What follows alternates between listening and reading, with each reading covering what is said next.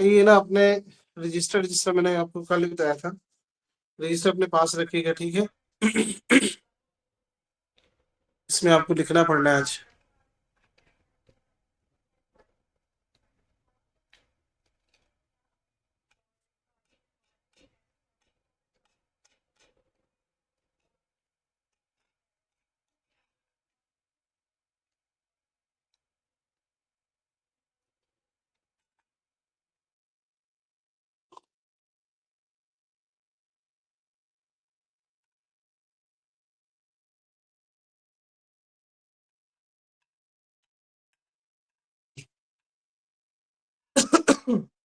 अपना सब अपने अपने रजिस्टर निकालें सबसे पहले तो।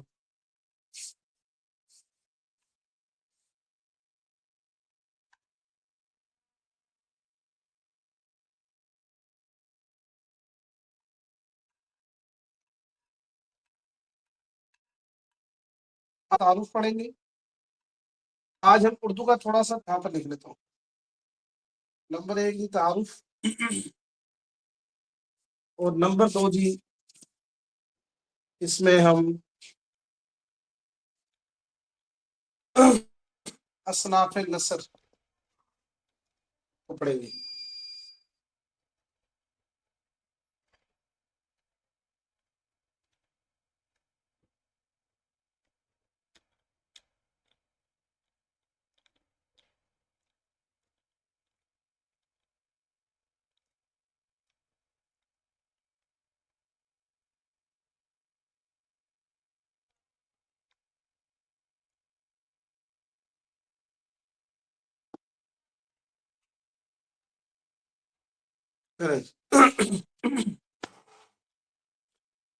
नजर आ रहा है ना?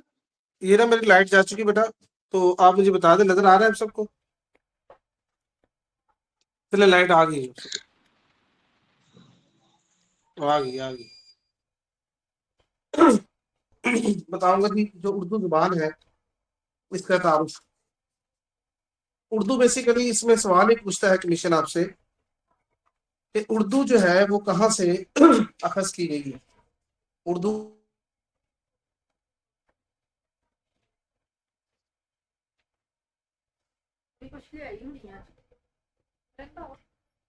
उर्दू का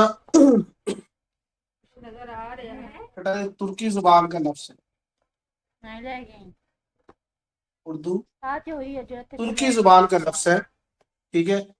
अब उर्दू का माना ये होता है, इसका माना होता है जी बेटा लश्कर। उर्दू तुर्की जुबान का लफ्ज है और इसका मतलब होता है लश्कर, ठीक है।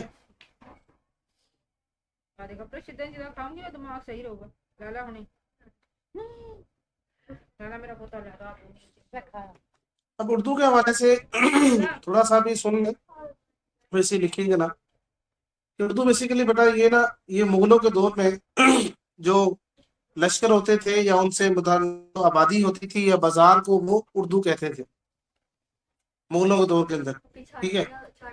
और बादशाही किला जो होता था या उससे मुताल्लिकात जो जितनी भी चीजें होती थी, बाजार मार्केट वगैरह, तो उसको उर्दू मुअल्ला कहा जाता था। 18वीं सदी के, जब 18वीं सदी के इख्तिताम तक जितने भी मतलब ये इलाके जो थे मुगलों के दौर से, उन सब के अंदर जो जुबान जो बोली जाती थी बेटा, वो उर्दू जुबान बोली जाती थी। पहले पर्शियन भी थी लेकिन उर्दू जुबान भी बोली जाती थी। फिर इसके अलावा ये जो है वो मुख्तलिफ इलाकों में जुबान जो है वो फैलती, और आज आप देख रहे हैं तकरीबन जो है ना ये 1 अरब से जायद जो आबादी है उसके अंदर जो है ना उर्दू जुबान बोली जाती है, ठीक है। तो इसके बारे में ना एक प्रोफेसर डॉक्टर बदर मुनीर साहब का एक बेहतरीन किस्म का शेर है उर्दू की अहमियत के ऊपर या जुबान की अहमियत के ऊपर। वो कहते हैं जी, जुड़ती नहीं कौम जो अपनी जुबान से, कब सर उठा के दुनिया में जीती है शान से, ठीक है।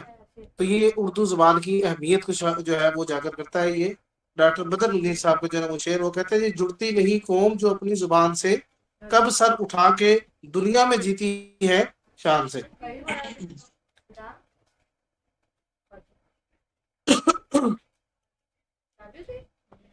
तो यूनेस्को बेसिकली जो यानी कि ये इदारा है अक़वाम मुत्तहिदा का यूनेस्को, उसकी मतलब जो आदाद और शुमार के मुताबिक जो उर्दू जुबान है बेटा, ये उसके बारे में कहा जाता है कि ये ना सबसे यानी कि ज्यादा जो बोली जाने वाली जो जुबान है, पहले नंबर पे वो चीनी चाइनीज है, फिर अंग्रेजी है, फिर उसके बाद तीसरे नंबर पे जो है ना ये उर्दू जुबान है, कि जो दुनिया की मतलब जो है ना कि तीसरी बड़ी बोली जाने वाली जुबान उर्दू है। ठीक है, यूनेस्को ने अपनी रिपोर्ट की शायद की कि जी दुनिया की तीसरी बड़ी बोले जाने वाली जुबान ये उर्दू है। तो ये था इसके मुतालिक। अब चूंकि हम चलते हैं उर्दू नस्ब के हवाले से, असनाफ नस्ब, जिस तरह मैंने आपको बोला था कि जी हमने ये थोड़ा सा इसका जो है ना बैकग्राउंड पढ़ के, इसका तारुफ पढ़ के फिर हम आगे डिस्कशन करेंगे किसकी, उर्दू की जो असनाफ होती है। अब वो असनाफ बेटा कौन कौन सी है उनके हवाले से हम थोड़ी सी डिस्कशन कर लेते हैं। उसमें एक है हमारे पास सबसे यानी असनाफ नस्ब में, ये टॉपिक हम लिख लेते हैं, आप हेडिंग ले लेंगे इस असनाफ नस्ब। सबसे पहले हमारे पास आ जाता है जी दास्तान। दास्तान बेसिकली है क्या, ठीक है, और किसे कहते हैं जी दास्तान, और इसके साथ साथ जो है वो दास्तान गोई में सबसे ज्यादा नुमाया किरदार किसने अदा किया, ये हम थोड़ा सा पढ़ेंगे। तो दास्तान जो है ना उर्दू का लफ्ज है, और इंग्लिश में जो लफ्ज होता है वो है जी स्टोरी। स्टोरी कहानी को कहते हैं, ठीक है।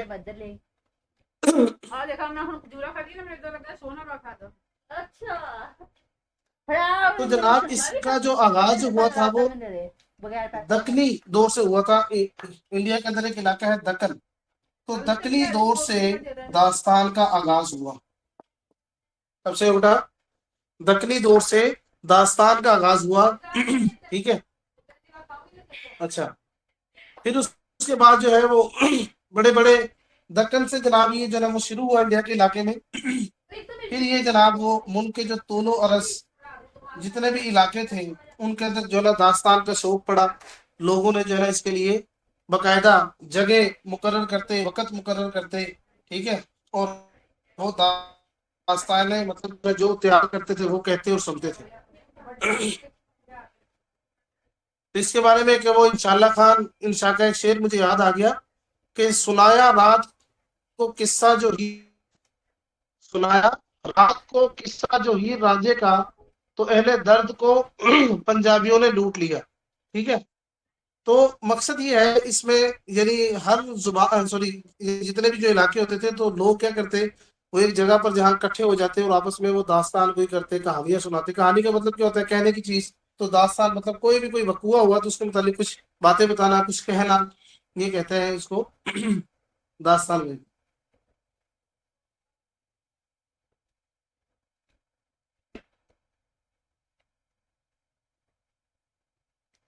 अच्छा जी,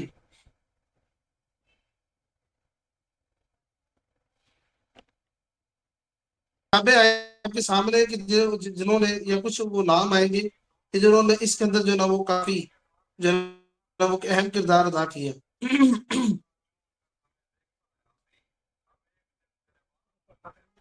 सबसे पहले जी चाश, ये मैं थोड़ा थोड़ा सा रिमूव कर लूं बेटा, ये मजाक ही डालना तो बस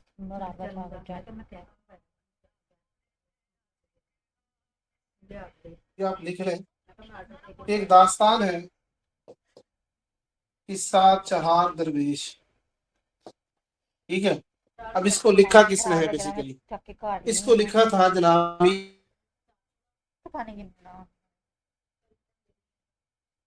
अमीर खुसरो, इसके राइटर है। इन्होंने शुरू में अब इसको लिखा था एक दफा इनके क्या कहते हैं, वो मुसाफिर कामून अपने अमीर खुसरो के ये मुर्शद थे। तो ये जनाब बीमार पड़ गए, तो इन्होंने क्या किया कि जनाब अपने मुर्शद को जो है ना ये सुनाया था किस्सा चहार दरवेश। तो ये इनकी दास्तान है। तो सवाल ये पूछ सकता है कि इसी में कि जी किस्सा चार दरवेश किसने लिखी, तो अमीर खुसरो ने लिखी। किस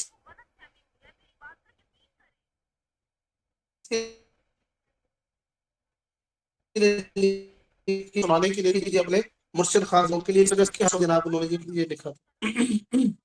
तो इसके बारे में क्या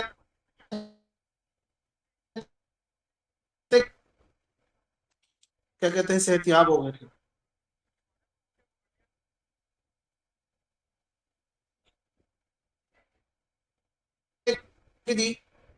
फोर्ट विलियम कॉलेज से डॉक्टर मौलाना सोम है उर्दू में लिखा। अब उर्दू की जो पहली जो किताब है सबके हवाले से दास्तान है बेसिकली। अब यही किताब जो है ना वो किस्सा जहाद दरवेश इसको लिख अमन, ठीक है।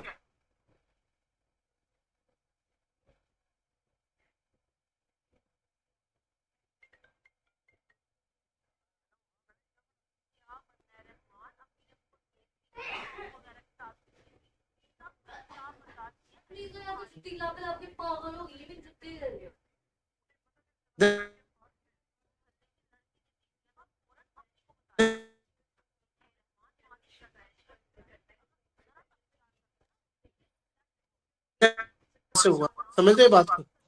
फोर्ट विलियम कॉलेज से उर्दू नस्र का बाकायदा आगाज हुआ।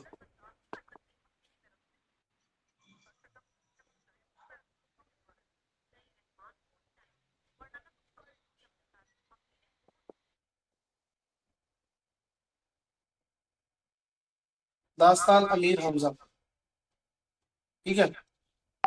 इसको अब लिखा किसने है? खलील खां अशक ने।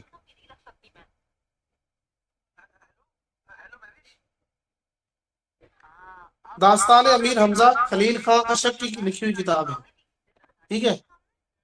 और एक बटा है आराइश महफिल, एक किताब का नाम है आराइश महफिल, और एक है तोता कहानी,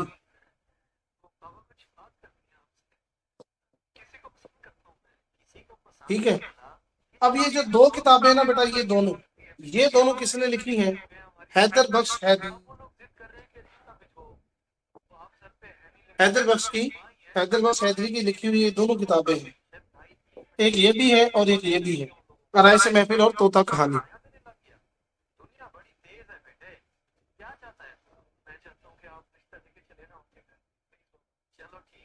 इसको ना इस तरीके से बेटा, मैं आपको अगर ट्रिक ट्रिक के जरिए से समझाऊं तो आपको बुरा तो नहीं लगेगा? मैंने कुछ ना इस तरह की लॉजिकल ट्रिक्स बनाई है याद रखने के लिए।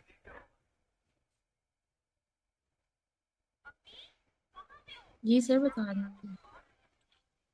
देखें, इस रियलिटी में ना ऐसा है नहीं, लेकिन वैसे मैं आपको समझाने के लिए, याद रखने के लिए, हैदर साहब जो है ना, हैदर बख्श हैदरी, ठीक है, इन साहिब को ना यानी महफिल के अंदर, यानी आराइश महफिल बहुत पसंद थी।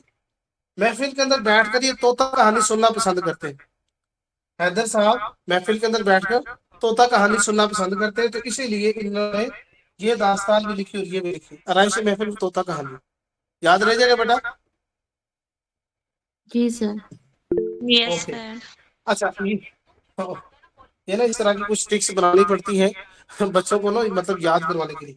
दास्तान अमीर हमजा, इसको लिखा है जी खलील खां अश्क ने, खलील खां, खलील साहब ने इसको लिखा है।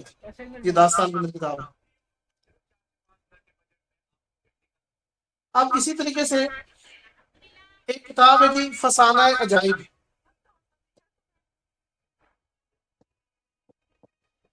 फसाना अजाइब, अच्छा मैं आपको एक बात बता दूं, आराइश महफल, तोता कहानी और फसाना अजाइब, बेटा ये तीनों जो है ना पेपर के अंदर पूछे हुए। इससे पहले अभी मैंने आपको अमीर अमल की जो बागो बहार वाला जो पढ़ाया था वो भी पेपर के अंदर पूछा हुआ है, ठीक है। तो मैं साथ साथ आपको बताता भी जाता हूँ। इसको लिखा है जी रजब अली बेग सरवर ने, रजब अली बेग सरवर ने फसाना अजाइब को लिखा है, ठीक है।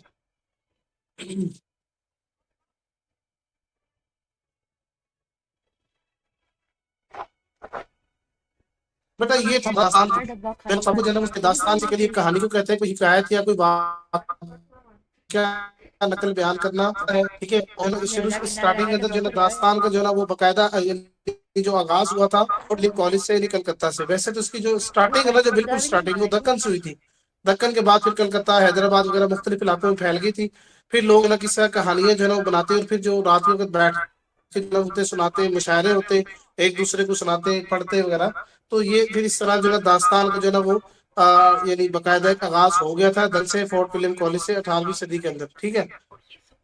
फिर उसके बाद जो है ना वो सबसे पहले जो है ना हमारा किस चहार दरवेश है उसको जो है ना उसको लिखा है अमीर खुसरो ने। उसी किस्से को जनाब लिखा अमीर अमन दहलवी ने बागो बहार के नाम से। ये इतना आपने याद रखना है। फिर उसके बाद जो है ना मैंने आपको किताब का नाम बताया थी दास्तान अमीर हमजा, उसको लिखा खलील खां अशक ने। फिर उसके बाद आरइश महफिल, इसको लिखा हैदर बख्श चौधरी ने। तोता कहानी और आरइश महफिल और तोता कहानी, ये दोनों किसी है हैदर बख्श साहब की, क्योंकि वो महफिल के अंदर बैठकर तोता कहानी सुनना पसंद करते हैं। फसाना है अजाइब, ठीक है ना, रजब अली बेग साहब सरवर, इन्होंने इसको लिखा है। तो बेटा ये भी पीपीएससी के अंदर पूछा गया है सवाल, ठीक है।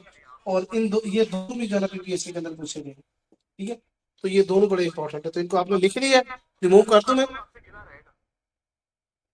स्क्रीन शॉट ले लिया, जी लिख ले। सर। ओके जी। जी सर। साथ साथ मुझे ना बताते जाया करें कि जहां आपको मतलब कोई मतलब प्रॉब्लम है, कंफ्यूजन है, कुछ पूछना है आपने, तो वो साथ साथ पूछ ले करें। अच्छा, दूसरी टाइप हमारे बेटा है जी novel. Novel novel novel novel novel basically बेटा ये जो है ना आपका जो इटालियन सॉरी जो वर्ड है, और ये नोवेला से निकला है। नावल का जो लफ्ज है, ये इंग्लिश का जो टर्म है नोवेला, उससे ये निकला है नावल, ठीक है। इसका माना होता है जी, नावल का जो माना है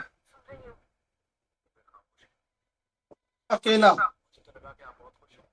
अनोखा, इसका मतलब होता है अकेला, अनोखा, अछूता, इसका मतलब है अकेला, अनोखा, अछूता, इसका मतलब है नावल का, ठीक है।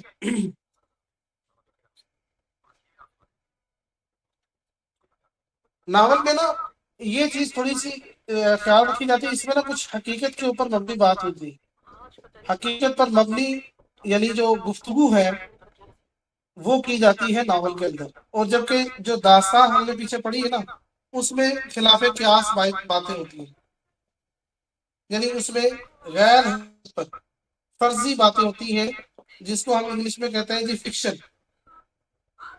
फिक्शन स्टोरी बेसिकली बेस करती है फिक्शन के ऊपर, फर्जी ख्यालात होते हैं। जबकि नॉवल के अंदर जो है ना हकीकत पर जो है ना वो चीज यानी कि रखी जाती है, हकीकत और फितरत पर उठाई जाती है। अब नावल का मौजू क्या है, सवाल लिखे नावल का मौजू। तो बेटा नावल का जो मौजू है वो इंसान है। नावल का मौजू क्या है, इंसान है।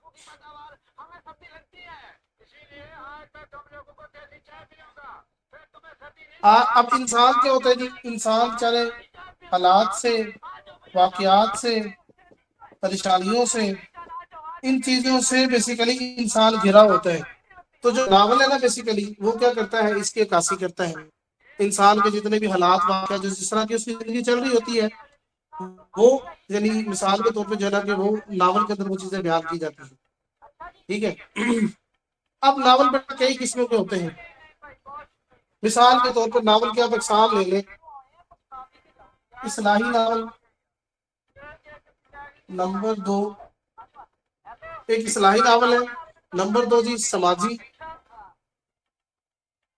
नंबर 3 जी सियासी। इस्लाही नावल, समाजी नावल, सियासी नावल। और नंबर 4 जी तारीखी, तारीखी नावल भी होता है। और नंबर जो है ना 5 मुहिम्माती नावल होता है। और नंबर 6 जासूसी नावल। और नंबर 7 बेटा नजरियाती नावल। अभी पेपर में आपको ना ये नहीं पूछेगा वो भी कितने नावल के सामने समझाने के लिए आपका ना कॉन्सेप्ट हो सकता है कि अल्लाह आप जो है ना वो आप पीएमएस में अप्लाई करें तो वहां पर ये आपको चीजें फायदा दें, क्योंकि पीएमएस का बेसिकली आपका सिलेबस कवर हो रहा है इसमें। पीएमएस के अंदर जो है ना उर्दू आपका बेटा 100 नंबर का है, तो वहां पर डिटेल में चीजें पूछते हैं वो, ठीक है, कमीशन वहां पर ही पूछता है। अब इनका मैं मोटा मोटा थोड़ा सा तारुफ करा दूं बेटा, लिखना नहीं है। इस्लाही नावल में क्या होता है कि जिसमें लोगों की, यानी कि जो लोग किसी बुराई का शिकार होते हैं, प्रॉब्लम का शिकार होते हैं, यानी जो माशरे के अंदर जितनी बुराइयां जराइम चल रहे होते हैं, दो नजरियां चल रही होती हैं, तो ऐसा नावल लिखा जाता है जिसमें लोगों की रिफॉर्मेशन की जाती है। ठीक है, राइटर का मकसद बेसिकली लोगों को रिफॉर्म करना होता है।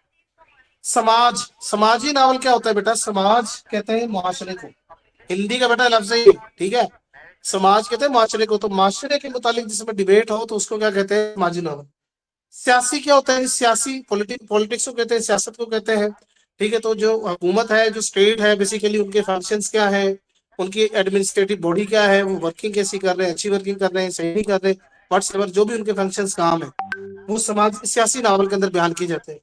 इसी तरीके से जो आपका बेटा तारीखी नॉवल होता है ना, तारीख के अंदर मतलब फॉर एग्जाम्पल जिस तरह आप ये कह लें जी कि तारीख में हमारे जो यानी इंडो पाक जो हिस्ट्री है उसके मुतालिक बात हो जाती है, या फॉर एग्जाम्पल कोई ऐसा नॉवल लिखा है कि जिसमें मुगलिया हिस्ट्री को जो है वो रिफ्लेक्शन किया गया है, उसकी अक्कासी बयान की गई है।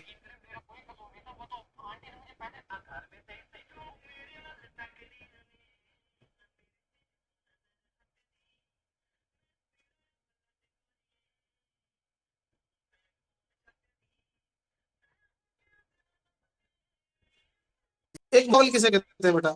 मुहिम्माती नॉवल होता है कि जिसमें यानी कि आपको क्या करते हैं, एडवेंचरस चीजें बयान की जाती है। किसी पर्सन ने कोई मिसाल के तौर पर कोई सफर किया, या कोई जंग हुई, जंगजू गए वहां पर, जो ना वॉरियर्स जाते हैं किसी इलाके में, वहां पर जंग करते हैं, जंग हार जाते हैं या जीत जाते हैं, तो इस तरह की जो किस्से कहानियां जो होती है उसको मुहिम्माती कहते हैं। या किसी ने किसी माउंटेन पर जो ना सफर किया, उसको पार किया, या किसी जंगल को जो ना विजिट किया, उसको रिकॉर्ड बनाया, बट सेवन इस तरह की एडवेंचरस जो चीजें जो बयान की जाती हैं जिस नॉवल के अंदर, उसको हम क्या कहते हैं? एडवेंचरस नॉवल कहते हैं, उर्दू में उसको मुहिम्माती नॉवल कहते हैं। फिर उसके बाद ही बेटा एक जासूसी नावल होता है। जासूसी आप अच्छे तरीके से समझते हैं, तो इस तरह की मतलब जो ना वो चीजें जिसमें डिस्कस हो तो उसको जासूसी नावल कहते हैं। फिर नजरियाती, एंड वाला हमारा जी नजरियाती। अब नजरियाती नावल बेटा किसे कहते हैं? कि जिसमें आइडियाज को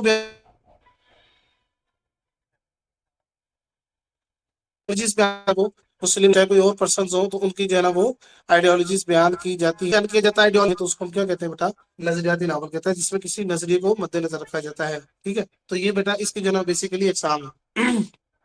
अब इसमें ये आपने लिख लिया होगा मेरे ख्याल से, लिख लिया बेटा? जी जी सर। सर, लिखिए। ओके जी, ओके ओके। अब आगे हम इसकी कर लेते हैं जी नावल की, कौन कौन से नावल हैं जो इम्पोर्टेंट है और जिनके बारे में वो आपसे कमीशन पूछता है। ठीक है, तो अभी मैं नाम लिखता हूँ जी, इमराव जान अदा का। सर कैमरा थोड़ा रोटेट करें बोर्ड की तरफ। Okay okay okay, sorry sorry sorry बेटा, सॉरी। अब ठीक है, जी सर। जी सर। चल इमराव जान अदा, ये लिख लें, ये सवाल पूछता है। सेकंड नंबर पे आप लिखें जी, फिर दो से बरी। नंबर थर्ड है जी, मैदान अमन, इसको लिखा प्रेमचंद।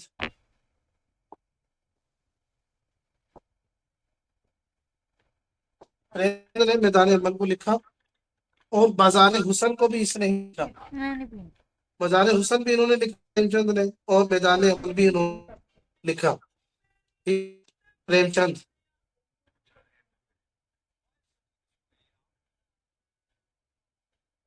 अच्छा जी, और उसके बाद जी क्या कहते हैं, खुदा की बस्ती, ये तो बहुत दफा पूछा गया बीपीएससी में, शौकत सिद्दीकी साहब का है। शौकत सिद्दीकी साहब का है जी खुदा की बस्ती। आग का दरिया, जी कुर्रतुल ऐन हैदर का,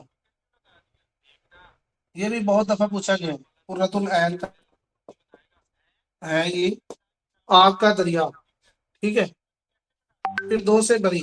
ठीक है, अच्छा बेटा इसके ना कुछ ट्रिक समझा दूं आपको मैं, दो तीन की, जी ताकि सर। आपको ये याद रहे। चले जी सर, चले चले समझा मैं रहे हैं।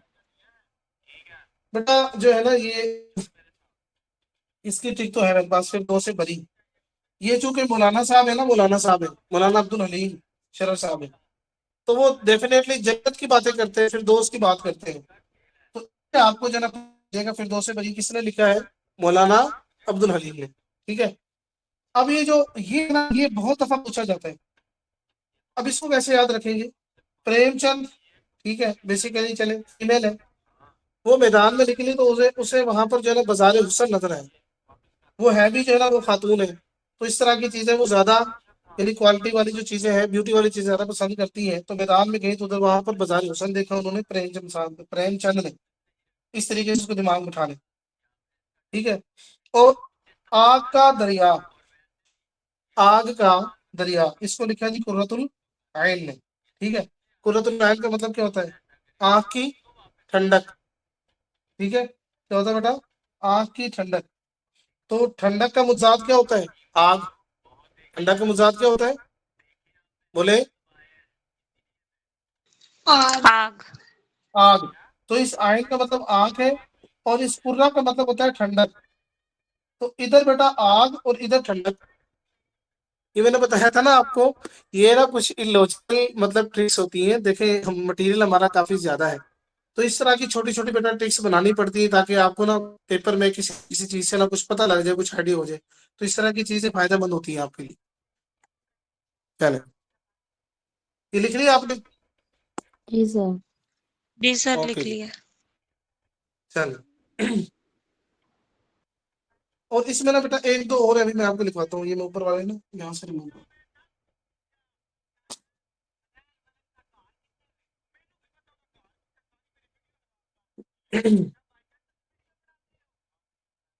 एक है जी आंगन। आंगन, आंगन। ठीक है। और एक इससे बेटा है आपका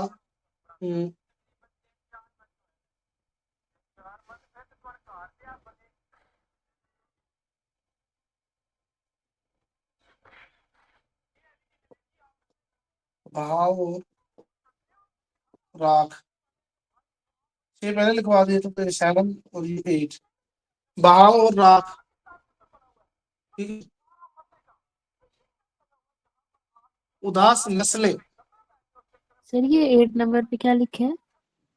बहाव, बहाव नहीं होता पानी का, बहाव और राख, लकड़ी बच जाती है ओके वो सर। राख, बहाव और राख। एक है जी उदास नस्लें।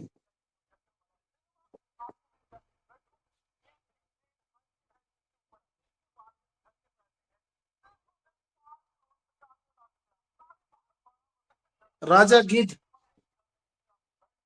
ये वो लिखवा रहा हूँ बेटा, एक्स्ट्रा नहीं लिखवा रहा आपको, जो पेपर में आ चुके हैं। राजा गिद्ध। अलीपुर का एली।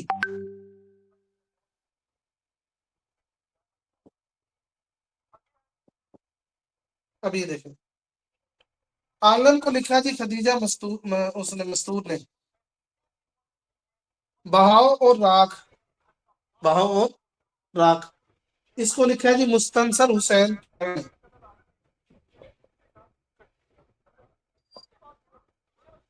मुस्तंसर हुसैन तार ने। उदास नस्ल बेटा, इसको लिखा है अब्दुल्ला हुसैन ने।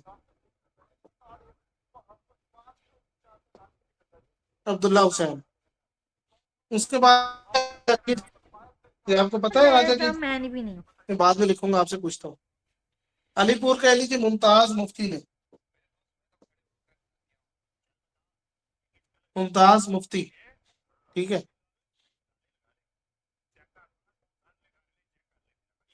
जी। आप में से कोई बच्चा बता देगा राजा गिद्ध किसने लिखा है? बहुत ही मशहूर नॉवलिस्ट है उर्दू की, और पीपीएससी में अक्सर उसके बारे में पूछा जाता है, उनके हवाले से। मेरा अहमद। नौ। आप 5 पेपर्स में अक्सर पढ़ते हैं, आपको शायद माइंड में होगा।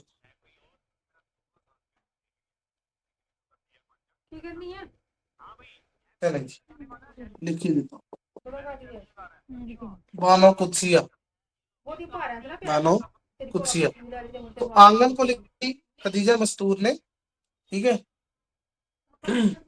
बहाव और राख को लिखा मुस्तंसर हुसैन तारण ने। उदास नस्ल अब्दुल्ला हुसैन ने। ठीक है, हुसैन। उदास नस्ल और अब्दुल्ला हुसैन, इसमें कोई ट्रिक क्या बन सकती है? हुसैन, हज़रत इमाम हुसैन की जब शहादत हुई तो नस्लें क्या हो गई थी? उदास हो गई थी। तो अब्दुल्ला हुसैन, ठीक है, उदास नस्लें। इस तरीके से ट्रिक बेटा दिमाग उठा लेगी। मैंने बताया था ना, ट्रिक्स मेरी लॉजिकल होंगी, इनको सीरियस ना लीजिएगा कि सर पता नहीं क्या पढ़ा रहे हैं, सही नहीं पढ़ा रहे। वैसे आपको जो है ना याद रखने के लिए चीजें बस बता रहा हूँ। राजा गिद्ध बेटा ये मोस्ट इंपॉर्टेंट है, बहुत दफा आया पेपर के अंदर। बानो कुत्सिया ने इसको लिखा है। और अलीपुर ये भी कई दफा पूछा है, मुमताज मुफ्ती साहब का है जी, अलीपुर का एली, अलीपुर, ठीक है। तो ये वो क्वेश्चंस हैं बेटा जो पेपर का हिस्सा रह चुकी हैं। रिमूव कर दूं ये? जी सर। अच्छा, ये दो आपकी जो है ना सलाफे नसब में से दो हो गई हैं। अब नंबर 3 पे हमारा आ जाता है जी अफसाना। अफसाना किसे कहते हैं? शॉर्ट स्टोरी, ठीक है, में किसी वाकया, किरदार या किसी लम्हे की थोड़ी झलक दिखाई जाती है। और उर्दू के अंदर जो है ना वो अफसाना नगारी जो है ना बेसिकली अंग्रेजी से ही आया। अंग्रेजी में जो शॉर्ट स्टोरीज होती है ना, उनसे ही मतलब जो है ना ये रवाज पड़ा है उर्दू के अंदर अफसाना नगारी का।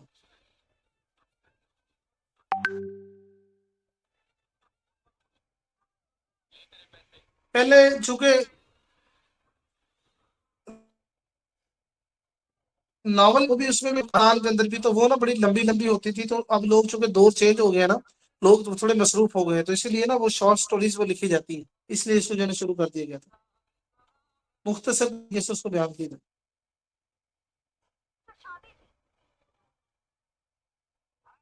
अब उर्दू जुबान में अफसाना नगारी का आगाज जो है ना वो किसने किया? मुंशी प्रेमचंद और सज्जाद हैदर जलदरम।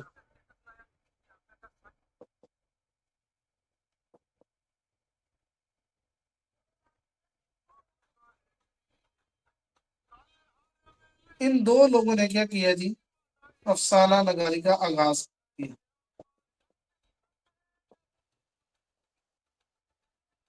उर्दू में। ये सवाल बनता है।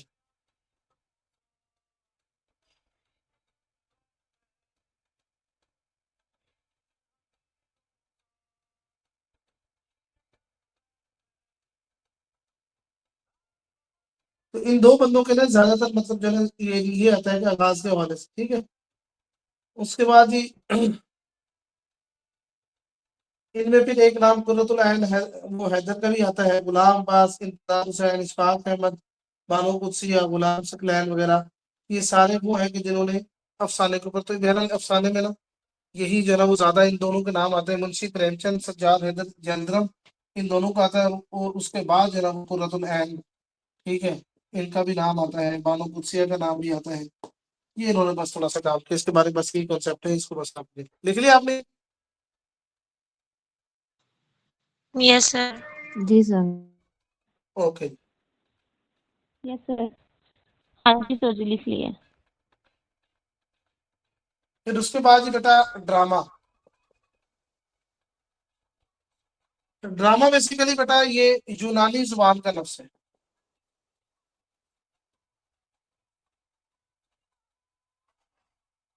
ड्रामा।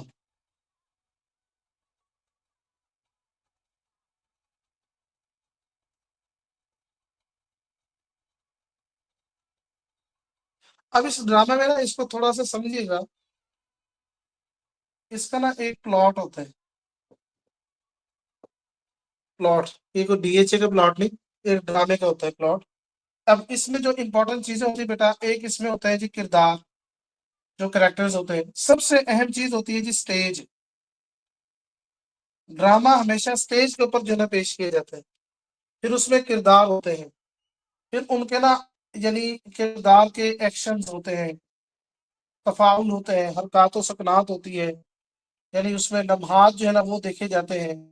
फिर उसमें यानी कि जो करेक्टर्स है ना, किरदार, उनके आपस में मुकालमे होते हैं, वो आपस में मुकालमे करते हैं, ठीक है। उसकी बकायदा यानी कि जो है ना वो सेटिंग होती है, यानी सबसे पहले उसकी जो है ना वो स्टार्टिंग होती है ड्रामे की, फिर उसके बाद जो है ना वो जब किरदार जो है ना वो एक दूसरे के साथ पीक पर पहुंच जाते हैं, उसको कहते हैं ड्रामे का क्लाइमैक्स, कि जहां पर हीरो फुल पीक पर होता है, ठीक है, ड्रामे के अंदर हीरो या विलन जो है ना बेसिकली पीक पर आ जाए, तो उसको कहते हैं ड्रामे का क्लाइमैक्स। फिर आहिस्ता आहिस्ता वो ड्रामा अपनी रेजोल्यूशन की तरफ जाता है और एंड पे उसके जो है ना वो कंक्लूजन बन जाता है। या तो ड्रामे के अंदर जो आपका हीरो जनाब, या तो वो जीरो बन जाता है या वो हीरो ही रहता है। अगर वो मर जाए तो उसको हम कहते हैं कि ये जनाब एक ट्रेजिकल ड्रामा था, हादसाती ड्रामा था वगैरह। कुछ कॉमेडियन ड्रामे भी होते हैं जिसमें हंसी मजाक वगैरह जो है ना वो ज्यादा उसको मद्देनजर रखा जाता है, ठीक है। तो उसमें यानी कुछ ट्रेजेडी होती है, कुछ यानी कि कॉमेडियन होते हैं, कुछ यानी कि यानी इसमें आप लिख देंगे कुछ होते हैं जी हादसाती, कुछ यानी कि इसमें आप यानी कि कॉमेडी, कॉमेडी जिसको हम कहते हैं ये होते हैं। कुछ जो है ना ड्रामे होते हैं सवांग। अब आप हैरान होंगे सवांग किसे कहते हैं। सवांग बेसिकली होते हैं कि जो फजूल किस्म के होते हैं ना, जिसको हम कहते हैं एब्सर्ड टाइम।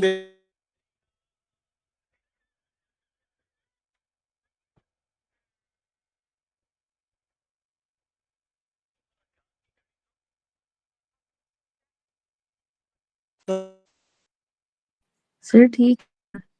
ओके,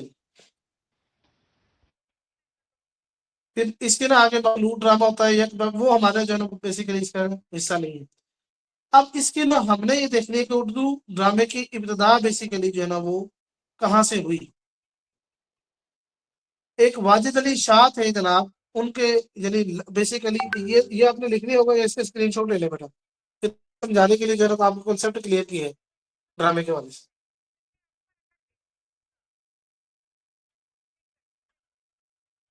कि उर्दू के अंदर ड्रामा वो कहाँ से शुरू हुआ और वो ड्रामा था क्या और उसको लिखा किसने।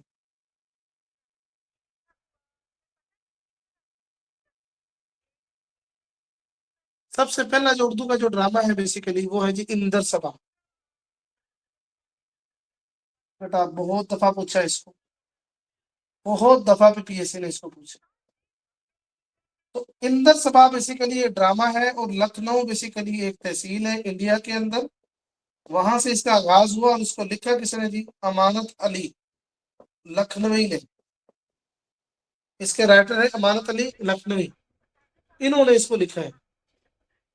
और ये उर्दू का पहला ड्रामा है जी, इंदर सभा जो है ना उर्दू का पहला ड्रामा है, लखनऊ से शुरू हुआ और लिखा किसने जी, अमानत अली लखनवी ने इसको लिखा इंडिया के अंदर जो है ना बेसिकली, जब ये उस वक्त की बात है पाकिस्तान के आजाद होने से पहले, ठीक है। तो इसको बकायदा स्टेज पे पेश किया गया था, बहुत मकबूल हुआ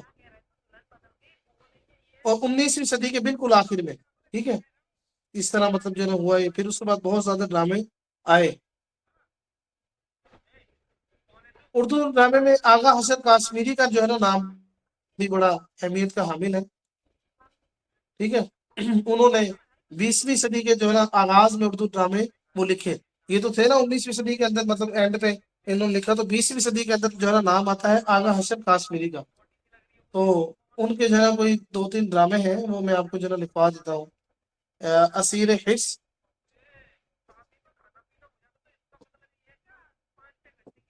एक असीर हिस्स है, ठीक है। और एक इन्होंने लिखा तुर्की हूर। इसका ना मैं नाम भी लिख देता हूँ राइटर का, आगा हसन काश्मीरी। एक तो इन्होंने लिखा जी आपका ये ड्रामा असीर हिप्स, ये तुर्की हूर, ठीक है। एक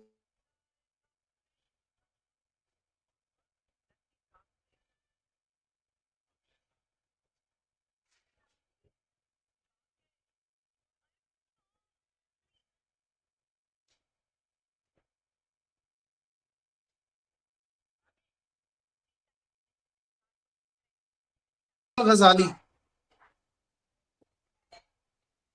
सर ये सारी साना लगारी में की बुक्स ही हैं। ये सारी जो है ना, ये जितनी भी किताबें हैं ये है हमारे, मैं आपको बताता हूँ, मौलाना शिबली नोमानी साहब। ये मैं इसलिए लिख रहा हूँ बेटा कि ये पेपर में आया है, ठीक है। अल-नून, अलिफ लाम जितने भी है ना वो सारे इधर आएंगे।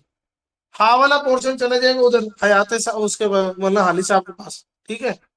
और ये जो है ना इसमें क्या कहते हैं, अल गज़ाली, अल फारूक, अल मामून, अन नुमान, तो इसके टिक लिख लो बेशक।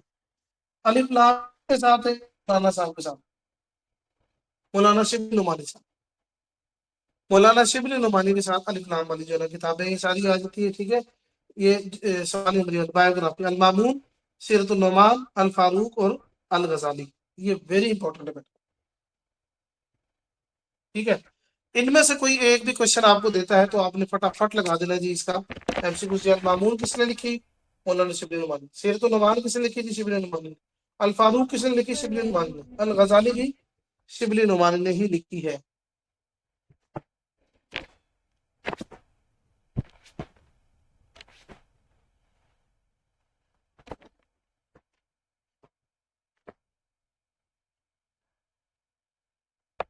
और एक सैयद सलमान नदवी है, उन्होंने हयात शिबली, अब इनके ऊपर इनकी एक बायोग्राफी लिखी गई है हयात शिबली के नाम से। इनकी भी जो है ना किसी ने लिखी हयात शिबली, और लिखी किसने?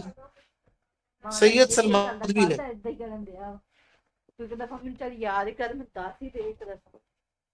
सैयद सलमान नदवी ने हयात शिबली लिखा है। समझ आ गई बेटा ये? जी सर। ओके जी।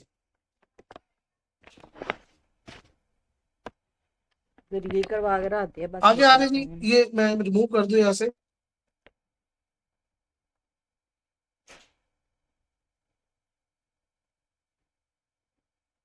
आप बीती, आप बीती, ठीक है। इसका मतलब होता है जो आप जो भी कुछ बीता होता है ना, चाहे वो किसी इंसान के ऊपर हो। आप कुर्सी के बारे में आप बीती लिखते हैं, बेसिकली आपने उर्दू तो माशाल्लाह सबने पढ़ी होगी। तो आप बीती बेसिकली क्या है? आप बीती जो है ना वो किसी के ऊपर कुछ बीता है ना, जिसे हम कहते हैं जी ये व्हाइट बोर्ड, इसके ऊपर क्या कुछ बीता है? बीता क्या है जी?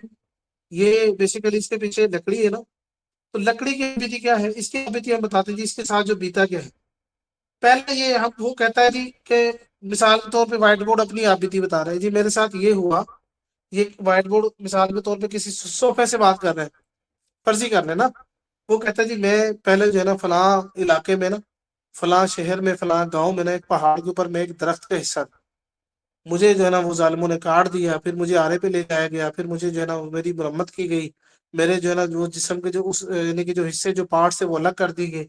मुझे इस तरीके से बनाया गया सारा कुछ। ये इसको कहते हैं आप बीती। समझ आ गई बेटा आप सबको आप बीती की?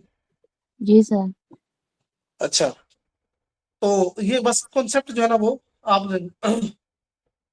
इसके बारे में ना कहा जाता है फारसी के अंदर लफ्ज है कि मन आनम के मन दानम। मन आनम के मन दानम, मैं वो हूं, मन आनम मैं वो हूं, मन दानम जो मैं जानता हूं। अब जाहिर है कि हर पर्सन को पता है ना जी आप क्या है, हर चीज को उसके बारे में उसको पता है। तो ये कहा जाता है इसके बारे में आप बीती के बारे में, मन आनंद के मन दानम, लिखना नहीं पता इसको मैं दिमाग में बिठा दूं। तो आप बीती ये कॉन्सेप्ट है। और हमारा जो है ना बेसिकली इससे ताल्लुक तो बस यही है कि जी आप बीती के बारे में थोड़ा सा पता होना चाहिए।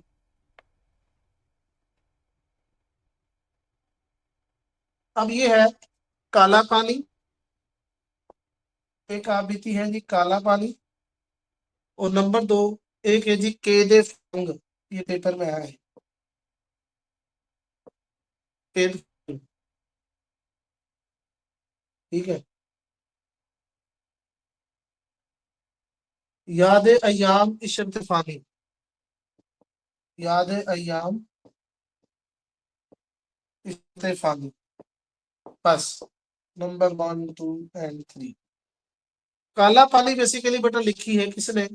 मौलाना जाफर, मौलाना जाफर ने।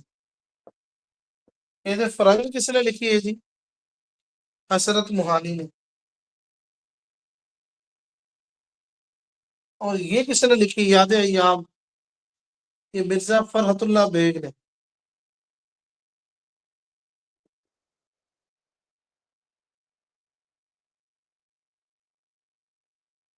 आगे जाकर हम इसका ना पढ़ेंगे मिर्जा फखरुद्दीन बेग का जिक्र कसीदा में, कसीदा गोई के अंदर भी इन्होंने सबसे पहले काम इन्होंने किया। तो बेटा ये समझ में आ गया सबको। काला पानी लिखा मौलाना जाफर ने, कैदे फरंग लिखी हसरत मुहानी, याद अयाम इशरत फानी ये लिखी मिर्जा फखरुद्दीन बेग ने।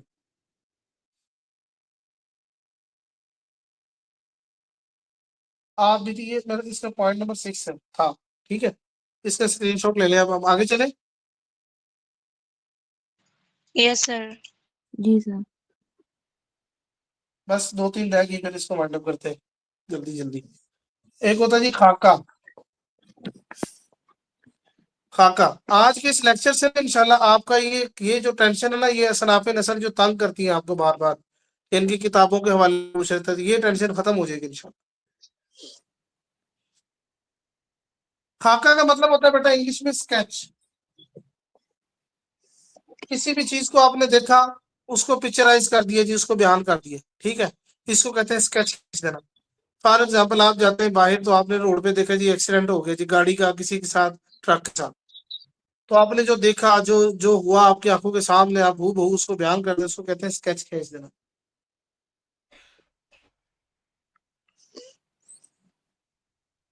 सवाने उम्री जो बायोग्राफी है और खाका, इन दोनों में फर्क ये है कि बायोग्राफी में ना वो तवील होती है, लंबी लंबी चीजें डिस्कस की जाती है, वाकई वगैरह सारा, और इसमें मुख्तसर चीजें जो है ना वो खतो खाल बयान की है, जो कुछ आपने देखा है। सबसे पहली जो ना खाका निगार की जो किताब है आब हयात है, लिखे मोस्ट रिपीटेड क्वेश्चन पीपीएससी, आब हयात। अब इसको लिखा किसने जी? मौलाना मोहम्मद हुसैन आजाद।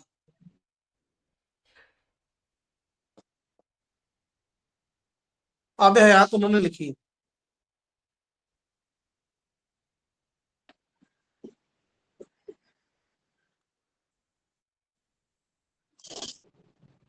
अब इसमें ना 2 नाम आते हैं, एक ये भी है और एक और भी मैं आपको दिखाता हूँ। नजीर अहमद की कहानी, कुछ उनकी कुछ मेरी जुबानी।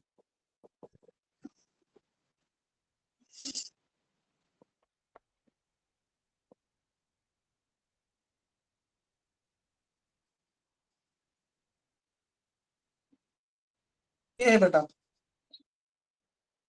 इसमें इसको लिखा मिर्जा फखरुद्दीन बेग ने।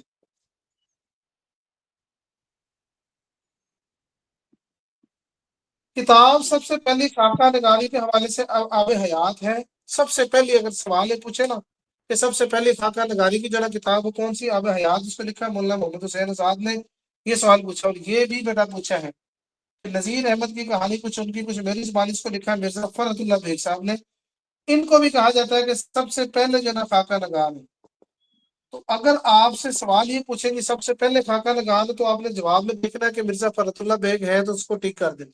और अगर आपसे पूछे कि खाका नगारी में सबसे पहली जो किताब जो लिखी गई वो कौन है, कौन सी, तो आब हयात है, ठीक है। तो इसको इस तरीके से आपने दिमाग में बैठा लेना।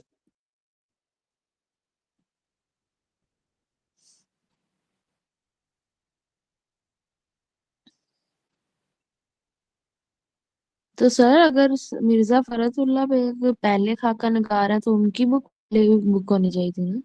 नहीं नहीं, उन्होंने उस वक्त बेटा किताब नहीं लिखी थी, लेकिन इसके जितने भी जो चीजें थी ना, खाके में जो चीजें आती है, उसके ऊपर काम इन्होंने पहले कर लिया था। किताब उन्होंने लिखी थी पहले, लेकिन इसके ऊपर वर्किंग इन्होंने की थी। तो जाहिर है कि डेफिनेटली इन्होंने इनसे कुछ सीखा ही होगा, तो डेफिनेटली उन्होंने ये किताब पहले लिखी थी। ये बाद में आई थी किताब, वर्किंग इन्होंने पहले की। तो देखें, सवाल आपसे यूं पूछ सकता है कि खाका नगारी में सबसे पहली किताब, अगर ये दोनों आ जाए तो ऑप्शन कौन सा होगा, ए होगा बी होगा? Option A. ए होगा। मिसाल तो पूछे खाका नगार में सबसे पहले कौन है, ए है या बी है, तो क्या आप आंसर लगाएंगे इसका? बी। बी। बी लगाएंगे, बी। बस ये कॉन्सेप्ट है, लिख ले आप, रिमूव कर लो। जी सर। एक बाबा उर्दू है ना हमारा, एक बाबा उर्दू,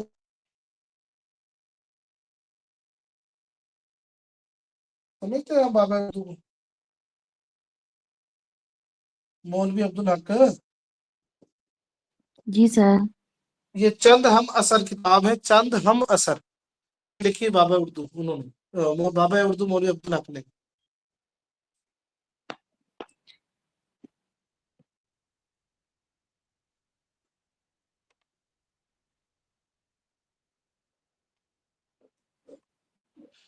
अच्छा जी, ये मैं इसको रिमूव करने लगा हूँ, ठीक है। सर रुकिए एक दफा। ओए सर जो सेकंड वाली बुक है उसका नाम रिपीट कीजिएगा। नजीर अहमद की कहानी, कुछ उनकी कुछ मेरी जुबानी। और तीसरे नंबर पे चंद हम असर, इसको लिखा मौलवी अब्दुल हाकिम ने। लिख लिया जी। जी सर। जी सर। ओके। अब जी हमारा जो पॉइंट नंबर 7 है, असनाफे नस्ल में से हम चूंकि इन चीजों को बड़ी डिटेल के साथ आज डिस्कस कर रहे हैं अल्हम्दुलिल्लाह, तो सफरनामा अब आ जाते हैं सफरनामा। सफरनामा इसको कहते हैं, अरबी की एक मशहूर जो है कहावत है, असफर वसीलतु ज़फर।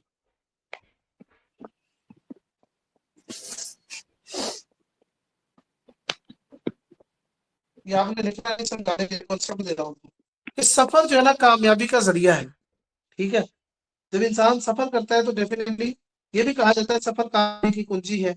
और हकीकत में यही है कि जिन लोगों ने मतलब जो है ना सफर किए तो वाकई वो कामयाब हुई है। और कुरान मजीद के अंदर भी है कि अल्लाह ताला फरमाता है, कुल सीरू फिल अर्ज़, ए मेरे ए पैगंबर, मेरे इन बंदों से कह दें कि तुम जमीन में चलो फिरो, फंजुरू कैफ बदाल खल्क, और ये देखो कि मैंने लू को कैसे पैदा किया और फिर दोबारा इसको मैं कैसे पैदा करूंगा। तो ये सारा कुछ ठीक है। तो बेटा अब हमारा जो है ना, बस ये आपने देखना है कि जब सफरनामों का जो जिक्र किया जाता है तो इब्ने बतूता और जो कोलंबस, इन दोनों का नाम आता है। इन दोनों का नाम आता है, एक इब्ने बतूता है और कोलंबस। कोलंबस जिसने अमेरिका को मतलब दरियाफ्त किया था सफर करके, ठीक है। ये और इब्ने बतूता, इन दोनों का नाम आता है, ठीक है, सफरनामों के बारे, सफर जिन्होंने किए दुनिया के। अच्छा जी, अब इसमें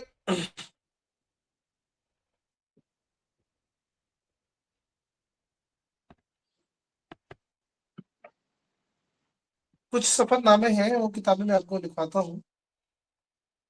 नंबर 1 आप लिखे, अजायबात फरंग।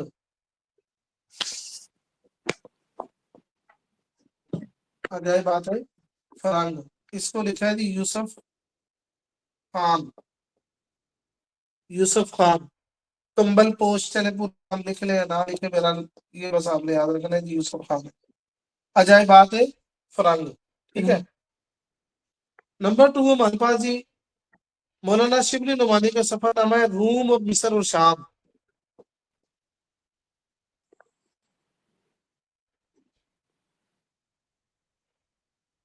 रूम, मिस्र और शाम।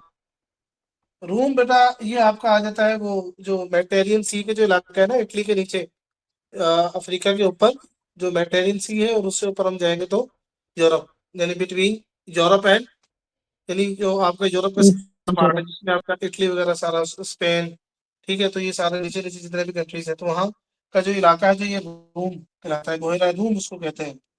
मिस्र जो है ना, बेसिकली आप जब सऊदीया से ऊपर जाएंगे तो ये जो मिस्र का इलाका है शाम के ऊपर, शाम और मिस्र ये दोनों तकरीबन एक दूसरे के साथ बॉर्डर अपने शेयर करते हैं, बॉर्डर शेयर करते हैं, इनके ऊपर भी इसराइल वगैरह साथ है। तो रूम और मिस्र और शाम, ये इसको लिखा है जी किसी ने, मौलाना शिबली नुमानी ने।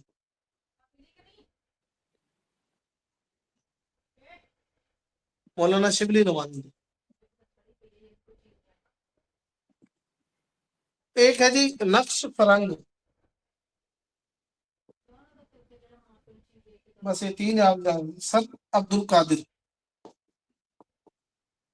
ये इनका है नक्श फरंग। तो बेटा ये भी पूछा गया है पीपीएससी के अंदर पास्ट पेपर्स में। रूम, मिस्र और शाम ये कंफर्म नहीं है, और ये पूछा गया है नक्श फरंग, ठीक है। तो इनको तो आपने 90% तैयार करना है जो मैं बता रहा हूँ आपको, ठीक है। और इसको भी आप एक दफा देख रहे हो, मिस्र शाह मोल्ला शिबली नुमानी साहब इनके हैं, ठीक है। अच्छा, जी सर।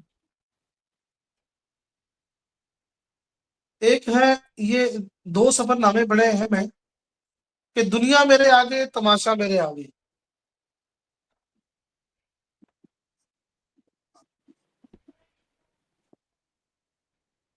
ये दोनों ही बड़े मशहूर है। दुनिया मेरे आगे तमाशा मेरे आगे, और ये दोनों ही एक ही पर्सन है जिन्होंने इसको लिखा है। उसका नाम है जी जमीलुद्दीन। सर ये दोनों अलग अलग हैं, दुनिया मेरे आगे और हाँ, तमाशा ये मेरे अलग आगे। अलग है, ये अलग है और ये अलग है, लेकिन दोनों के राइटर सेम है। जमीलुद्दीन आली, जमीलुद्दीन आली ने इसको लिखा है, दुनिया मेरे आगे तमाशा मेरे आगे। ठीक है।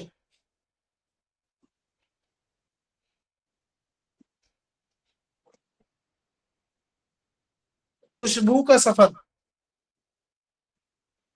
ये भी पेपर में आया था, तारिक महमूद का है। खुशबू का सफर,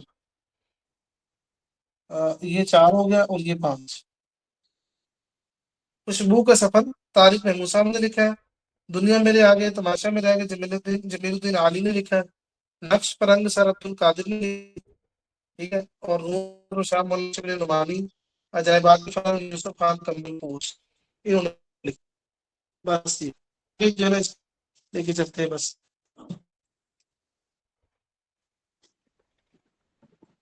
दो रह गए बस, एक मकतूब निगारी यानी लेटर राइटिंग, और एक तंज़ो मज़ाह।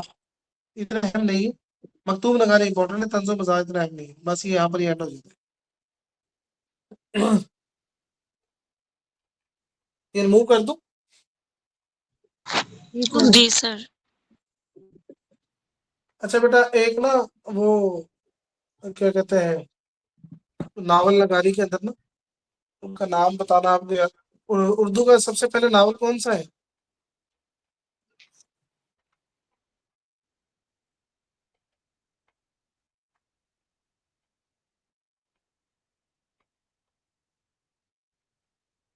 ये तो बड़ा अहम सवाल है, बड़ा ही मशहूर है, और तकरीबन हर बंदा इसको याद रखते हैं मेरे ख्याल से।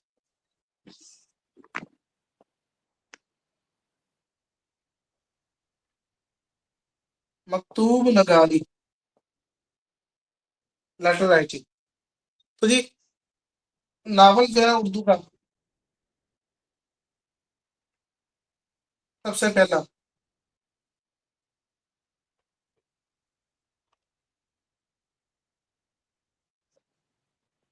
मौलवी नजीर अहमद लिखा है। चलिए मैं आपको बता देता हूँ।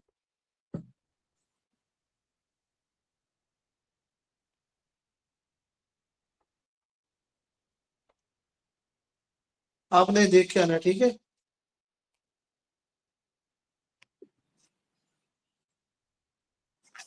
तो मकतूब जहां भी बेटा खत की बात होती है ना, खत लिखने की, तो उसमें मिर्जा गालिब का नाम जरूर आता है। मिर्जा गालिब, इन्होंने ना बेटा दो, यानी कि जो है ना वो लिखे हैं, खतों के मजमूए दो हैं। उर्दू मुअल्ला नंबर 1,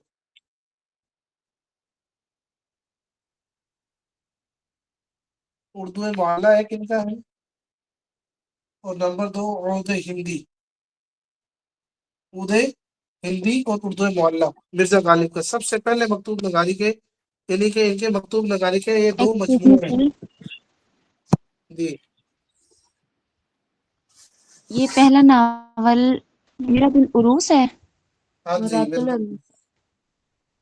मेरा तो अरूज। ठीक है सर। अच्छा जी। मकातीब के हवाले से और जो है ना गुब्बारे खातिर, ये तो पहला हो गया ना आपका ये यानी कि दोनों किताबें ना दोनों मजमूए हैं, मकतूब नगारी के जो है ना मजमूए हैं। सर ये रिपीट कर दीजिएगा मकतूब निगारी वाला। मकतूब नगारी बेटा कहते हैं लेटर राइटिंग को, खत लिखने को, ठीक है। तो इसमें जो सबसे पहला जो नाम आता है मिर्जा गालिब का आता है, उनके 2 मजमूए हैं। मजमू होता है ना जिसमें कलेक्शन होती है कई खतूत के, मतलब जो है ना सारा कुछ उसमें इकट्ठा करके लिख देते हैं, वो जी। मिर्जा गालिब ने लिखा है, ठीक है। और जो मिर्जा गालिब ने 2 लिखे हैं, यानी मजमू अपने जो इकट्ठे किए हैं अपने सारे खतूत, पहला है जी उर्दू मुअल्ला और दूसरे नंबर पे उर्दू हिंदी है। ये दोनों किसके हैं? मिर्जा गालिब के हैं। एक है जी गुब्बारे खातिर, तो इसीलिए ना मैंने इसको नंबर दिया जी मिर्जा गालिब का। सॉरी, इसका नंबर में क्या दूं मिर्जा गालिब के दोनों को, एक नंबर दे देता हूँ चलो। और ये सेकंड पे जी गुब्बारे खातिर, इसको लिखा है जी अबुल कलाम आजाद ने। गुब्बार खातिर को लिखा अबुल कलाम आजाद ने।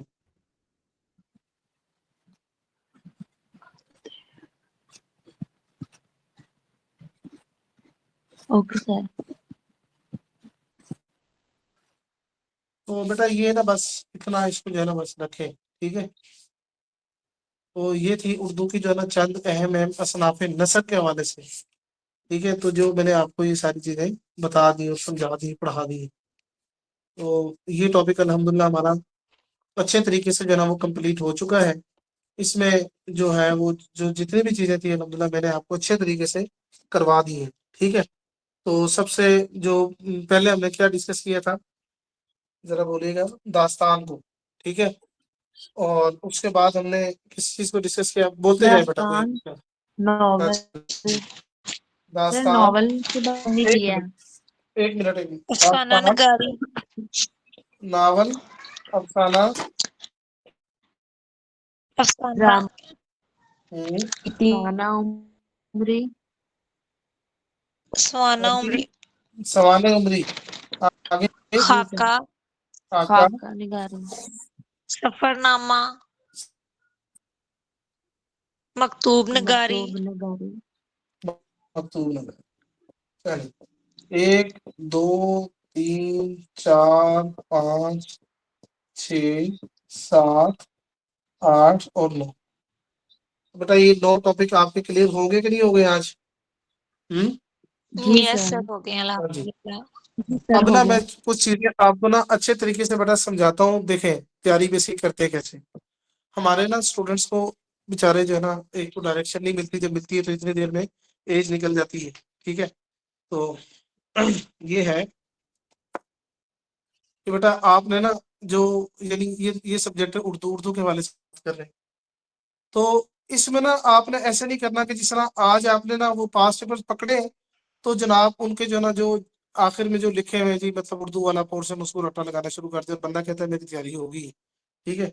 और जबकि उसने वहां पर कोई ऐसा मुहावरा, ज़रबुल इम्साल या कोई उर्दू ग्रामर का पोर्शन पूछ रहा है, तो आप कहते हैं कि यार छोड़ दो, दफा करो, मतलब इतनी मेहनत भी की और फिर भी जो है ना वो एक क्वेश्चन मुझे नहीं लगा। अब ना पीपीएससी ने कुछ मूड चेंज कर दिया है। ये उसको ही पता लग गया कि मिशन को, कि ये बच्चे जो है ना वो जो पास्ट पेपर्स को ना रट के आ जाते हैं, तो चले अब हम इनको जो है ना वो कुछ सब्जेक्टिव में घुमाते हैं। कोई भी बुक है बेटा, आपने उसको सब्जेक्टिव तरीके से तैयार करना है, उसके कॉन्सेप्ट क्लियर करने हैं। अगर आप उसके कॉन्सेप्ट अच्छे तरीके से क्लियर कर लेते हैं ना, तो बेटा आपको बहुत फायदा होता है। आप उस सब्जेक्ट पर कमांड हासिल कर लेते हैं। एक दफा आपने जब उस सब्जेक्ट को अच्छे तरीके से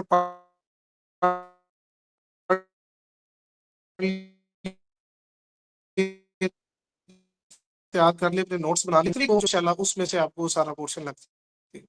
अब होता ही है कि हम क्या करते हैं जी, अक्सर 99% ये करते हैं जी, पास पेपर्स को रट्टा लगाते हैं और डेफिनेटली क्या करते हैं जी, वो 1 साल लगा देते हैं, 1.5 साल लगा देते हैं जी, नाम नहीं आ रहा। फिर उनको जो है ना पता लगता है कि जी हम तो जो है ना गलत डायरेक्शन में चल रहे थे, हमें तो पता ही नहीं था कैसे तैयारी करनी है व्हाट्सएप।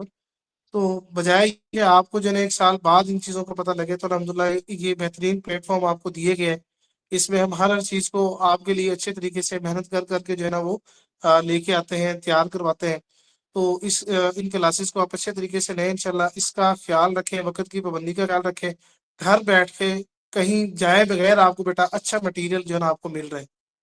तो अपने टीचर्स को ना थोड़ा अप्रिशिएट भी किया करें, कुछ कमेंट्स वगैरह दिया करें इस हवाले से, ताकि देखें जिस तरह एक स्टूडेंट को एक इंकरेजमेंट की जरूरत होती है, इसी तरह टीचर को भी इंकरेजमेंट की जरूरत होती है। तो जब आप उनको थोड़ा जी सा इंकरेज करते हैं, तो डेफिनेटली वो जिनेश टीचर साहब, भी आगे जी स्ट्रगल करते हैं जी। मैंने ग्रुप में मैसेज किया, जो बच्चे क्लास अटेंड आज की है ना, वो हम्म लाजमी मैंने फीडबैक लिया है कि बच्चे दें आज की क्लास का। जी जी, मैं वही इनको समझा रहा हूँ। देखिए माशाल्लाह बच्चे तो नहीं है, मतलब इनको सब पता है, बड़ी क्लासेस में मास्टर डिग्री इन्होंने की हुई है। तो कम से कम ये चीजें बहुत जरूरी होती है कि एक टीचर आपको अच्छे तरीके से पढ़ा रहा है, समझा रहा है, डिटेल लेके आता है, आपके लिए वर्किंग करता है, वो सारा कुछ आपके लिए कर रहा होता है। लेकिन आप उसमें यस नो हाउ नो कुछ भी नहीं कर रहे होते, इतने मैसेजेस सर भाई साहब उसमें शेयर कर रहे होते हैं, मटेरियल आ रहा होता है, लेकिन उसमें ना यानी स्टूडेंट की तरफ से ना कोई रिएक्ट रिएक्ट नहीं होता। तो जिससे ना टीचर्स को ये लगता है कि यार ये लोग ना बड़े मतलब यानी सुस्त हैं। तो इस तरह हमें ज्यादा वर्किंग डेफिनेटली वो देखता है कि स्टूडेंट्स मुझे आउटपुट नहीं दे रहे और रिएक्ट नहीं कर रहे, तो फिर वो टीचर भी ना फिर उसी हिसाब से स्ट्रगल करता है जिस हिसाब से बच्चे उनको रिएक्शन दे रहे होते हैं। तो जिनेश बेटा मैं साहब ना जिनेश जी जी। साहब मेरी बात सुने। कुछ बच्चे हैं, हम्म बाकी नहीं है। मैं एक बात शेयर करना चाहता हूँ। मेरी एक स्टूडेंट थी, अनीसा नाम की, वो अभी सेशन में है, क्विज भी हम्म, करती हैं। तो उन्होंने मेरे साथ 3-4 सेशन, उनको पीपीएससी का पता ही नहीं था ना एफपीएससी का। उन्होंने सारी ग्रेजुएशन मास्टर सारी हर एजुकेशन हासिल की थी, मतलब इलामा इकबाल ओपन यूनिवर्सिटी से। तो हम्म, मैं ना उनको तैयारी करवाई थी ए टू जी। हम्म। अच्छा अच्छा, सही है।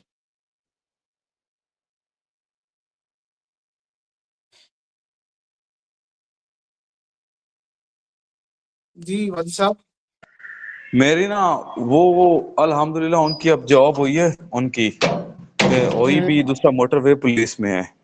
मोटरवे अच्छा। पुलिस में उनकी जॉब हो गई है, तो माशाल्लाह अच्छी हुई है, जूनियर पेट्रोल ऑफिसर हुई हैं। तो स्पेशल पिछले वीक आए हुए थे मुझे मुबारक देने सर को, कि आप बहन भाई दोनों आए हुए थे कि सर आपकी वजह से हमारी सिस्टर नौबत पे पहुंची हम्म, है, इतना मकाम मिला, इतनी इज्जत सोसाइटी में मिली है। सर। तो आ- यकीन करें मुझे इतनी खुशी हुई कि देख लें, जिनको मैंने इतना मेहनत करवाया, गाइड किया, अप्लाई हम्म, करवाता था उनका, तैयारी करवाई, और वो ही स्टूडेंट अपने भाई के साथ आई, सर मेरी जॉब हुई, मिठाई लेके फ्रूट वगैरह, फैमिली मेरी से मुलाकात मैंने करवाई। यार मतलब खुशी होती है अगर हम लोग इनकी मेहनत करवाते हैं। तो देख रहे हो स्टेज, हम्म, एक स्टेज पर मंजिल पे पहुंच गई है। तो इनको भी हम लोग इतनी मेहनत करवाते हैं, मैं भी दिन रात लगा रहता हूँ तैयारी के लिए। आप भी थोड़ा माशाल्लाह अच्छा आज पढ़ाया, मैंने आज पूरा आपका लेक्चर सुना, बहुत अच्छा पढ़ाया आपने। Good sir, thank you. Sir ये आपकी दुआएं माशाल्लाह, और आप जो यानी इतनी वर्किंग कर रहे हैं, तो बेसिकली अलहमदुलिल्लाह जो मेरे ऊपर एक आप लाइबिलिटी लगा लेते हैं कि जी सर आज आपने क्लास लेनी है ये वो, तो डेफिनेटली मैं आपको अच्छा यानी एक रिस्पांस दे रहा होता हूँ, क्योंकि अपने काम भी ज़्यादा होते हैं, आपको पता ही जिस तरह मेरी मसरूफियात है, लेकिन मैं फिर भी कोशिश ये करता हूँ कि यार ना कि अच्छा डिलीवर करूँ और स्टूडेंट्स को ज़्यादा से ज़्यादा मोटिवेट करूँ कि यानी वो अपना ना टाइम ना वेस्ट करें और इस शॉर्ट टाइम पीरियड के अंदर वो ज़्यादा गेन कर लें। तो मेरा तो बेसिकली अलहमदुलिल्लाह हर वक्त ये माइंड होता है। और मेरी एक आदत है शुरू से, यानी जब से मैं मतलब इस फील्ड में अलहमदुलिल्लाह जुड़ा हूँ, टीचिंग मेथोडोलॉजी से अलहमदुलिल्लाह मैंने बहुत ज़्यादा गेन की है, डिफरेंट इंटर्नशिप की है, और इवन दैट के यूनिवर्सिटी लेवल तक मैंने अलहमदुलिल्लाह टीच किया हुआ है। तो जिससे ना मतलब कुछ यानी लगा लेंगे वो जो टीचिंग जो स्किल्स होती हैं, टेक्निक्स होती हैं स्टूडेंट्स को मोटिवेट करने की, उन तक यानी मटेरियल जो है ना वो शॉर्ट टाइम में ज्यादा मटेरियल उनको समझाना कैसे, याद कैसे रखवाना है। एक होता है याद करना, एक होता है याद रखवाना, तो दोनों में डिफरेंट है। तो दोनों डिफरेंट मतलब टर्म है। तो मेरी कोशिश होती है कि मैं बच्चों को याद रखवाऊं वो चीजें, ताकि उनको यानी कि फॉर लॉन्ग टाइम उनके कॉन्सेप्ट्स बने। तो अल्हम्दुलिल्लाह इस पर वर्किंग चल रही है, मजीद इंशाल्लाह करेंगे इस प्लेटफॉर्म पे हम बच्चों के लिए, और बच्चे इंशाल्लाह ये देखें कि ये स्टूडेंट्स भी आप तक इंशाल्लाह जो है वो अप्रोच करेंगे और मिठाई लेकर जाएंगे इंशाल्लाह। वो दिन दूर नहीं कि ये स्टूडेंट्स भी इंशाल्लाह एक ना एक दिन देखिएगा आप, इनके नाम भी आएंगे, इनके इंटरव्यूज भी क्लियर होंगे, इनके टेस्ट भी पास होंगे।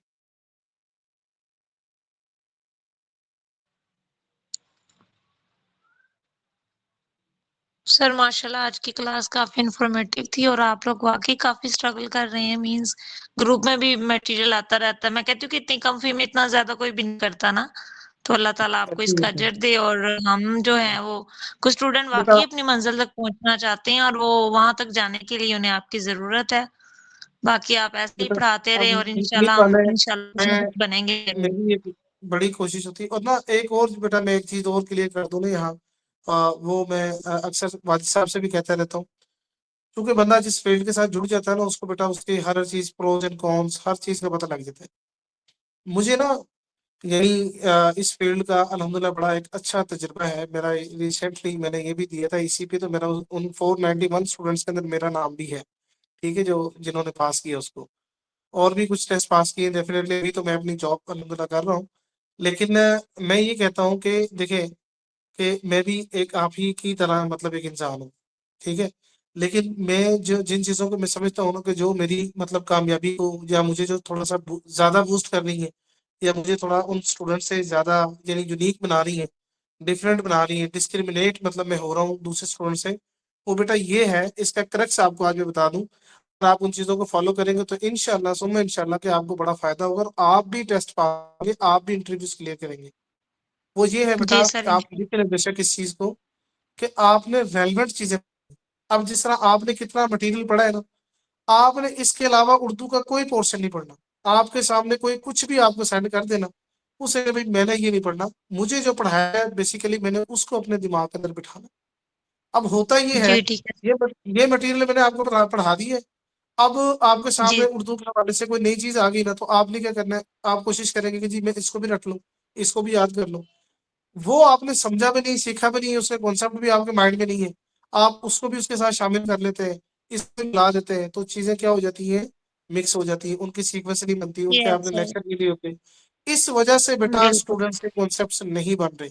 मैं ये कहता हूँ कि पास पेपर्स ठीक है, आपको एक आपके लिए समझ लें कि आपको एक पता लग जाता है कि जी पेपर इस तरह बन के आता है, ठीक है। लेकिन पीपीएससी जो कमीशन है ना, वो उसने आपको एक आउटलाइन दी होती है कि बेटा आपकी ये आउटलाइन है, पास स्टडी, ये आपका जनरल साइंस है, ये आपका कंप्यूटर है, ये आपके फला फला सब्जेक्ट्स है। इन आउटलाइंस के हिसाब से आप प्रिपरेशन करें, ठीक है। तो बिल्कुल जब सर, बिल्कुल। आपको उस हिसाब से आपकी प्रिपरेशन होगी ना, एक दफा उस हिसाब से अपनी प्रिपरेशन कंप्लीट कर ले, फिर उसके बाद आप पास पेपर्स को देखते जाए। देखिएगा इंशाल्लाह आप एक एक दिन में 10-10 पास पेपर्स भी आप सोल्व करेंगे, मैंने खुद किए हुए हैं अल्हम्दुलिल्लाह। लेकिन मेरी पहले कोशिश ये होती थी कि मैं पहले अपने जो सब्जेक्ट है ना उनके ऊपर ग्रिप हासिल कर लूं, ठीक है। तो अल्हम्दुलिल्लाह मुझे जितने मेरे सब्जेक्ट्स हैं मैं उनके ऊपर बहुत कमांड हासिल है बेटा, खुसूसन इंग्लिश के ऊपर। इंग्लिश के ऊपर यानी बहुत ज्यादा है, उर्दू से भी बहुत ज्यादा, उर्दू भी है, यस। लेकिन इंग्लिश के ऊपर अल्हम्दुलिल्लाह मुझे बड़ा खूब अल्लाह ताला का शुक्र है कि जी मैं उर्दू के ऊपर मैंने बड़ी वर्किंग की हुई है, बहुत मेरे नोट्स बने हुए हैं इंग्लिश के हवाले से। लेकिन मैं ये चाहता हूँ कि मेरा कोई भी स्टूडेंट मेरे बने हुए नोट्स भी ना पढ़े, लेकिन जब मैं उसको पढ़ाऊँ फिर उसके बाद मेरी बनी हुई चीजें वो पढ़ ले। क्योंकि अगर उसने मुझे सुना नहीं है, मुझे सीखा नहीं है, मुझसे पढ़ा ही नहीं है, तो उसको कैसे वो चीजें समझ में आएंगी। बेशक मेरी चीजें उसके पास पहुंच जाएंगी, मेरे नोट्स उसके पास पहुंच, लेकिन जब तक उसने मुझे सुना नहीं है, मेरे साथ उसने कम्युनिकेशन नहीं की, मुझसे क्वेश्चंस नहीं किए, तो वो नहीं समझ सकता। आज एक बंदा मुझे मिला तो वो बिल्कुल। कहता है कि सर ना आप प्लीज मेरे जो ना बच्चे को आप इंग्लिश सिखा दें, वो क्लास 7 या 8 इस तरह थी उसकी ना। तो आप जो उसकी मतलब ये था कि जो फीस आप यानी कि लेना चाहें आपको हम देंगे, लेकिन आप हमारे बच्चे को जो है ना वो कुछ यानी, हाँ सॉरी, वो पहले ये कह रहा था कि मुझे कोई ऐसी बुक बता दे कि जो यानी इंग्लिश को अच्छे तरीके से मतलब करवा दे, जिससे मेरे मेरे जो बच्चे की जो इंग्लिश है ना वो अच्छी हो जाए। तो मैंने कहा कि सर माजरत के साथ मार्केट में हजारों किताबें हैं इंग्लिश की, मैं अच्छी से अच्छी बुक भी आपको बता दूंगा, लेकिन अच्छा टीचर तो आप मतलब तलाश करेंगे, ये तो मैं आपको नहीं बता सकता। तो वो कहते फिर इसका क्या हल है, तो मैंने कहा इसका हल यही है कि इस बच्चे को हमारे साथ जोड़ दे, तो इंशाल्लाह मैं इसको करवा दूंगा, अगर मुझे टाइम मिलता है तो मैं इसको कोई तकरीबन 10-15-20 मिनट इसको दे दूंगा। तो मैं फिर जो मैं पढ़ाऊंगा तो वो तैयार करता जाए, तो इंशाल्लाह फिर वो खुद ब खुद उसको पता लग जाएगा, खुद ही उसको पता लग जाएगा जी कौन सी बुक ठीक है, कौन सी बुक ठीक नहीं है। क्या ख्याल है। तो ये चीजें होती है बेटा। तो आज से ना आप अपना एक माइंड बना लें कि आपने रेलिवेंट पढ़ना है, इनरेलीवेंट चीजें अभी नहीं पढ़नी, इधर उधर की चीजें यस ऊट सर। पटांग नहीं करना। आपको जो यहाँ यस पढ़ाया सर। जा रहा है ना, आप सिर्फ उसको पढ़ें, उसके ऊपर आप फोकस जी करें, सर। वो आपको आना चाहिए। उससे रेलिवेंट में आपसे कभी भी कोई क्वेश्चन करूँ ना नेक्स्ट क्लासेस के अंदर कि बेटा सफरनामा, फलां सफरनामा जो है ना वो किसने लिखा, तो आप पता होना चाहिए। नावल फलां किसने यस सर। लिखा, पता होना चाहिए। ये जो आपने पढ़ लिया है ना, इसमें से आपका जो है ना कम से कम ये उर्दू का जो पोर्शन है ना, मेरे ख्याल से कि 3 जो नंबर है ना आपके % पक्के हो गए हर पेपर के वाले से, कम से कम, ठीक है। तो अब ये देखें कि ये 3 नंबरों की टेंशन आपकी खत्म होगी। अब हमने जो हमारे जो बाकी 7 नंबर है ना, 7 नंबर है, उनके ऊपर इंशाल्लाह हमारे जो नेक्स्ट जो लेक्चर्स होंगे उनमें हम स्ट्रगल करते जाएंगे। तो आपने सिर्फ उर्दू का बेटा पोर्शन यही पढ़ना है जो मैं आपको पढ़ा रहा हूँ, समझ रहे हैं ना बात को। Yes sir. अभी हमने इधर उधर की ऐसे ही चीजें होगा नहीं सर। सीखनी। जब हमारे लेक्चर सीरीज कंप्लीट होंगे ना, देखिएगा मैं आपसे उर्दू के ना एक दिन में 5-5 पेपर भी हल करवाऊंगा, आप कहेंगे सर आज 5 नहीं 6 कर ले, 7 कर ले, और 1 वीक लगेगा आप सारे पेपर खत्म कर लेंगे 1 साल के। ठीक है, 1 साल में मेरे ख्याल बड़ी मुश्किल से 25-30 पेपर होते हैं टोटल, 22-23-24-25 हद 30 होंगे। तो आप ऐसे